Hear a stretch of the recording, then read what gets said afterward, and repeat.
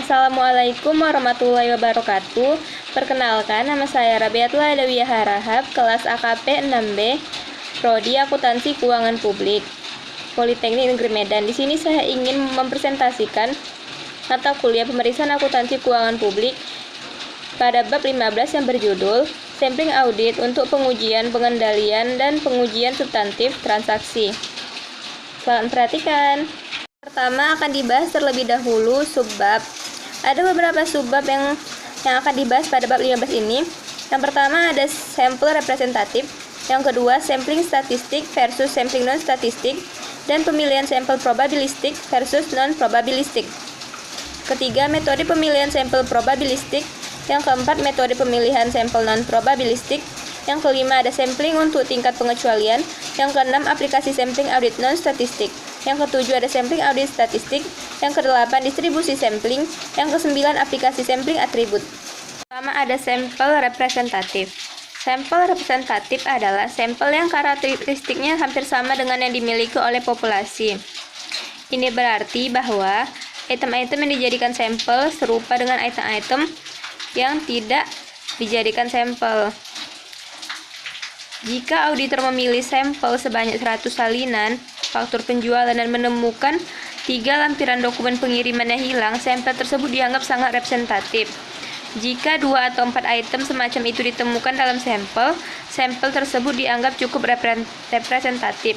Jika tidak ada atau ditemukan banyak item yang hilang, sampel tersebut dianggap non-representatif. Di dalam praktiknya, auditor tidak pernah mengetahui apakah suatu sampel itu bersifat representatif.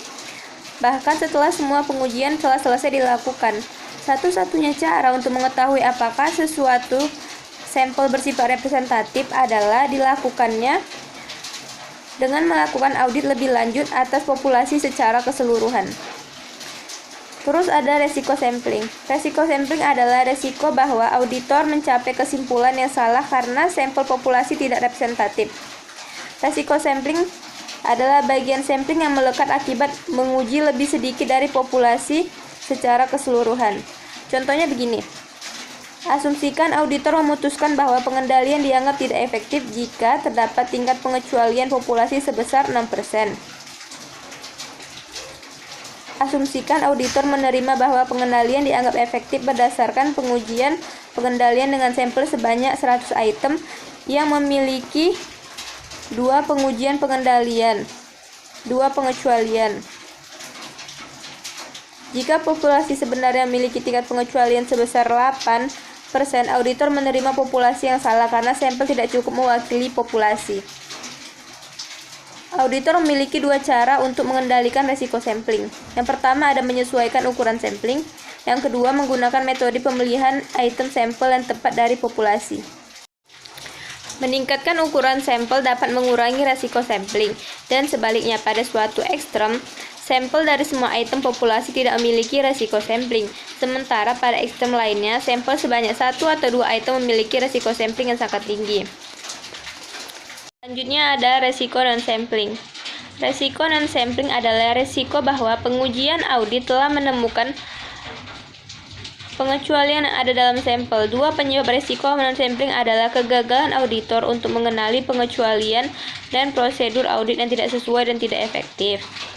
Auditor mungkin gagal mengenali pengecualian karena kelelahan, bosan, atau tidak memahami apa yang harus dicari. Dalam contoh sebelumnya, diasumsikan ada 3 dokumen pengiriman tidak dilampirkan ke salinan faktur penjualan dalam sampel sebanyak 100. Jika auditor menyimpulkan bahwa tidak ada pengecualian, hal tersebut merupakan kesalahan non-sampling.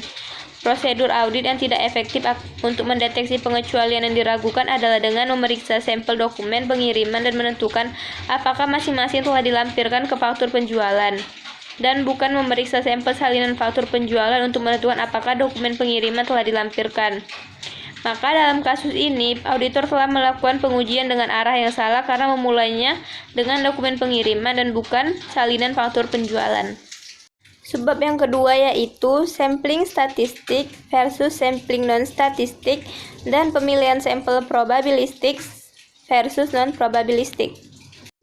Yang pertama akan dibahas terlebih dahulu pengertian sampling statistik. Sampel statistik berbeda dari sampling non-statistik. Dalam hal bahwa dengan menerapkan aturan matematika, auditor dapat mengkuantifikasi atau mengukur resiko sampling dalam merencanakan sampel dan dalam mengevaluasi hasil.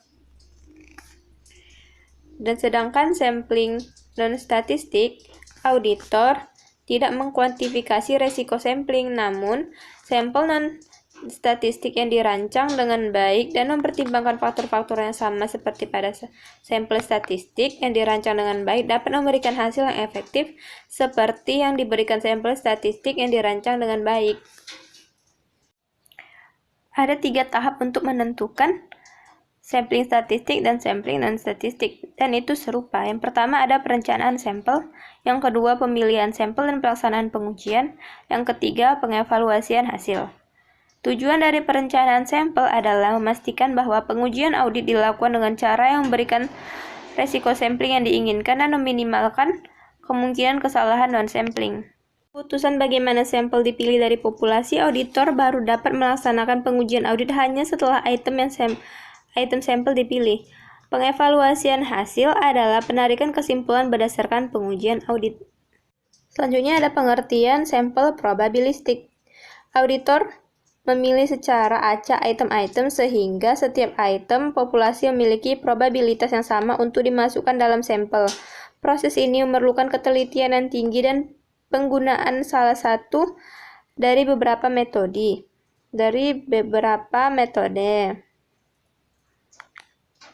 Sedangkan dalam pemilihan non-probabilistik, auditor memilih item-item sampel dengan menggunakan pertimbangan profesional dan bukan metode probabilistik. Auditor dapat menggunakan salah satu dari beberapa metode pemilihan sampel non-probabilistik. Metode pemilihan sampel probabilistik yaitu 1. Pemilihan sampel acak sederhana, yang kedua pemilihan sampel sistematis, yang ketiga pemilihan sampel probabilitas yang proporsional dengan ukuran sampel. Lalu metode pemilihan sampel non-probabilistik termasuk 1. Pemilihan sampel sembarangan, 2. Pemilihan sampel blok. Sebab yang ketiga yaitu metode pemilihan sampel probabilistik. Sampel acak sederhana. Setiap kombinasi dari item populasi yang muncul memiliki kesempatan yang sama untuk dimasukkan dalam sampel. Jika auditor memperoleh sampel acak sederhana, maka mereka harus menggunakan metode yang akan memastikan bahwa semua item dalam populasi memiliki kesempatan yang sama untuk dipilih. Anggaplah auditor memutuskan untuk memilih sampel dari total 12.000 transaksi pengeluaran kas selama tahun tersebut. Sampel acak sederhana dari satu transaksi semacam itu akan membuat masing-masing dari 12.000 transaksi tersebut memiliki kesempatan yang sama untuk dipilih. Auditor akan memilih satu angka acak di antara 1 dan 12.000. Asumsikan bahwa angka tersebut adalah 3895. Auditor hanya akan memilih dan menguji transaksi pengeluaran kas yang ke 3.895 untuk sampel acak sebanyak 100. Setiap item populasi yang juga dimiliki kesempatan yang sama untuk dipilih. Kedua, ada pemilihan sampel sistematis, yang juga disebut sampling sistematis. Auditor menghitung suatu interval dan kemudian memilih item-item yang akan dijadikan sampel berdasarkan ukuran interval tersebut. Interval ditentukan dengan membagi ukuran populasi dengan ukuran sampel yang diinginkan. Seperti ini, dalam suatu populasi faktor penjualan yang berkisar dari 652 hingga 3.151 dengan ukuran sampling yang diinginkan sebesar 125. Intervalnya adalah 20 3.151 dikurang 651 dibagi 125. Pertama, auditor akan memilih angka acak antara 0 hingga 19, ukuran intervalnya, untuk menentukan titik awal sampel. Jika angka dipilih secara acak adalah 9, item pertama dalam sampel akan menjadi nomor faktur 661. Sementara 124 item yang tersisa adalah 681. Dan seterusnya sehingga item 3141. Keunggulan dari pemilihan sistematis adalah lebih mudah digunakan. Dalam sebagian besar populasi, sampel sistematis dapat diambil dengan cepat dan pendekatannya secara otomatis akan mendapatkan nomor dalam urutan yang membuatnya lebih mudah untuk mengembangkan dokumentasi yang sesuai. Sebab keempat ada metode pemilihan sampel non-probabilistik. Adalah metode yang tidak memenuhi persyaratan teknis bagi pemilihan sampel probabilistik. Yang pertama ada pemilihan sampel sembarangan, yaitu pemilihan item atau pos tanpa bias yang disengaja oleh auditor. Kekurangan sampel pemilihan sembarangan yang paling serius adalah sulitnya menjaga agar tetap tidak bias dalam melakukan pemilihan. Karena pelatihan auditor dan bias yang tidak sengaja, item populasi tertentu akan lebih besar kemungkinannya untuk dimasukkan dalam sampel ketimbang yang lainnya. Lalu yang kedua ada pemilihan sampel block. Auditor memilih pos pertama dalam suatu box dan sisanya dipilih secara berurutan. Sebagai contoh, sampel block adalah berupa urutan transaksi penjualan sebanyak 100 dari jurnal penjualan. Untuk minggu ketiga pada bulan Maret, auditor dapat memilih total sampel sebanyak 100 dengan mengambil 5 blok dari 20 pos, 10 blok, dan 10 blok dari 10 blok, 50 blok dari 2 atau 1 blok dari 100. Biasanya penggunaan sampel blok hanya dapat diterima jika jumlah blok yang digunakan masuk akal. Jika hanya segelintir blok yang digunakan, probabilitas memperoleh sampel non-representatif sangat besar, dengan mempertimbangkan kemungkinan perputaran karyawan, perubahan sistem akuntansi, dan sifat musiman dari sejumlah bisnis. Seperti contoh tadi, sampling 10 blok dari 10 dalam minggu ketiga bulan Maret sangatlah tidak tepat ketimbang memilih 10 blok dari 10 dalam 10 bulan yang berbeda. Sampling blok juga digunakan untuk melengkapi sampling lainnya apabila ada kemungkinan salah saji yang tinggi selama periode tertentu. Sebagai contoh, auditor mungkin memilih ke 100 penerimaan kas dari minggu ketiga bulan Maret jika clerk akuntansi sedang berlibur dan karyawan sementara yang belum berpengalaman memproses transaksi penerimaan kas. Bab yang kelima adalah sampling audit untuk tingkat pengecualian. Auditor menggunakan sampling pada pengujian, pengendalian, dan pengujian substantif atas transaksi untuk menentukan apakah pengendalian berjalan secara efektif dan apakah tingkat kesalahan moneter berada di bawah batas yang dapat ditoleransi. Untuk melakukannya, auditor mengestimasi persentase item-item dalam populasi yang memiliki karakteristik atau atribut kepentingan. Nah, persentase inilah yang disebut sebagai tingkat keterjadian atau tingkat pengecualian. Contohnya, jika auditor menentukan bahwa tingkat pengecualian untuk verifikasi internal faktur penjualan adalah sekitar 3%, maka rata-rata 3 dari setiap 100 faktur tidak diverifikasi secara layak. Auditor sangat memperhatikan jenis pengecualian berikut dalam populasi data akuntansi. 1. Penyimpangan atau deviasi dari pengendalian yang ditetapkan klien. Kedua, salah saji moneter dalam populasi data transaksi. Yang ketiga, salah saji moneter dalam populasi rincian saldo akun. Subbab yang keenam yaitu aplikasi sampling audit non-statistik. Ada 3 fase dalam penerapan sampling untuk pengujian pengendalian substantif atas transaksi. Yang pertama ada merencanakan sampel, yang kedua memilih sampel dan menjalankan prosedur audit, yang ketiga mengevaluasi hasil demi menyimpulkan tentang akseptabilitas populasi. Yang pertama ada merencanakan sampel yang terdiri dari 1. Menyatakan tujuan pengujian audit. Yang kedua memutuskan apakah sampling audit dapat diterapkan. Yang ketiga mendefinisikan atribut dan kondisi pengecualian. Yang keempat mendefinisikan populasi. Yang kelima mendefinisikan unit sampling. Yang keenam menetapkan tingkat pengecualian yang dapat ditoleransi. Yang ketujuh menetapkan resiko yang dapat diterima atas ketergantungan yang tinggi. 6. Mengestimasi tingkat pengecualian populasi. 9. Menentukan ukuran sampel awal. Lalu ada tahap yang kedua yaitu memilih sampel dan melaksanakan prosedur audit. Yang ke-10 memilih sampel, yang ke-11 melaksanakan prosedur audit. Tahap selanjutnya itu mengevaluasi hasil, yang terdiri dari 12 mengeneralisasi dari sampel ke populasi, yang ketiga menganalisis pengecualian, yang ke-14 memutuskan akseptabilitas populasi. Subbab yang ketujuh yaitu sampling audit statistik. Metode sampling yang paling sering digunakan untuk pengujian pengendalian dan pengujian substantif adalah atas transaksi adalah sampling atribut. Subbab yang ke-8 adalah distribusi sampling. Distribusi sampling adalah distribusi frekuensi hasil semua sampel berukuran khusus yang dapat diperoleh dari populasi yang memiliki beberapa karakteristik tertentu. Yang ke-9 ada aplikasi sampling atribut. Ke-14 langkah untuk sampling non-statistik sama-sama dapat diterapkan pada sampling atribut. Berikut perbedaan di antara keduanya. Merencanakan sampel. Yang satu, dan menyatakan tujuan pengajuan audit. Sama untuk sampling atribut maupun sampling non-statistik. Yang kedua, memutuskan apakah sampling audit dapat diterapkan. Sama untuk sampling atribut maupun sampling non-statistik. Yang ketiga, mendefinisikan atribut dan kondisi pengecualian. Sama untuk sampling atribut maupun non-atribut. Yang keempat, mendefinisikan populasi. Sama untuk sampling atribut maupun non-statistik.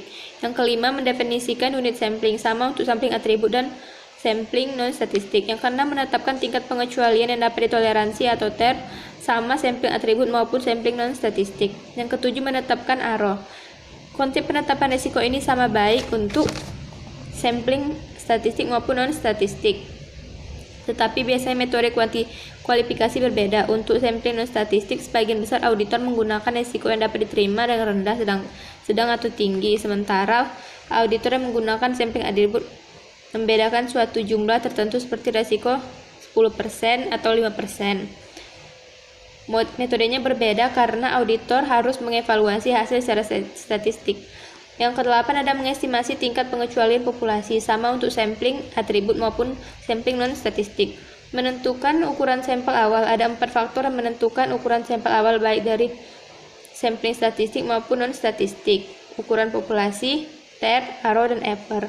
Dalam sampling atribut, auditor menentukan ukuran sampel dengan menggunakan program komputer atas tabel yang kemudian digabungkan dari rumus statistik.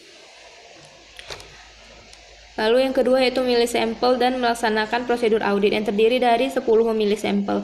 Satu-satunya perbedaan dalam pemilihan sampel bagi sampling statistik dan non-statistik terletak pada persyaratan bahwa metode probabilistik harus digunakan untuk sampling statistik, baik sampling acak, sederhana maupun sistematis akan digunakan pada sampling atribut. Yang ke-11 yaitu melaksanakan prosedur audit, sama untuk sampling atribut maupun sampling non-statistik. Selanjutnya ada mengevaluasi hasil yang terdiri dari 12 menggeneralisasi dari sampel ke populasi. Untuk sampling atribut, auditor menghitung batas ketepatan atas cuer dan ARO tertentu yang sekali lagi menggunakan program komputer khusus atau tabel yang dikembangkan dari rumus statistik. Perhitungan diilustrasikan pada tabel seperti tabel 59. Tabel tersebut merupakan tabel satu sisi yang berarti menyajikan tingkat pengecualian atas ARO tertentu. Yang ke-15 ada menganalisis pengecualian, sama untuk sampling atribut dan sampling non-statistik. Yang ke-14 ada memutuskan akseptabilitas populasi. Metodologi yang memutuskan akseptabilitas populasi pada intinya sama baik untuk sampling atribut maupun sampling non-statistik. Untuk sampling atribut, auditor akan membandingkan cuer dan TER bagi setiap atribut. Sebelum populasi bias bisa dianggap dapat diterima, cuer yang ditentukan berdasarkan hasil sampel aktual harus lebih kecil dari atau sama dengan TER, juga keduanya didasarkan pada ARO yang sama. Dari contoh, jika auditor memiliki TER tertentu sebesar 7% dengan ARO sebesar 5% dan cuer adalah 6,6%, persyaratan sampel telah dipenuhi. Dalam kasus ini, pengendalian yang sedang diuji dapat digunakan untuk mengurangi penilaian risiko pengendalian seperti yang direncanakan, yang memberikan analisis yang cermat atas penyebab pengecualian yang tidak menunjukkan analisis yang cermat atas penyebab kecualian yang tidak menunjukkan kemungkinan adanya masalah yang signifikan dalam aspek pengendalian yang sebelumnya tidak dipertimbangkan. Sekian dari saya Rabiatullah Adawiyahara mengucapkan terima kasih atas perhatiannya. Assalamualaikum warahmatullahi wabarakatuh.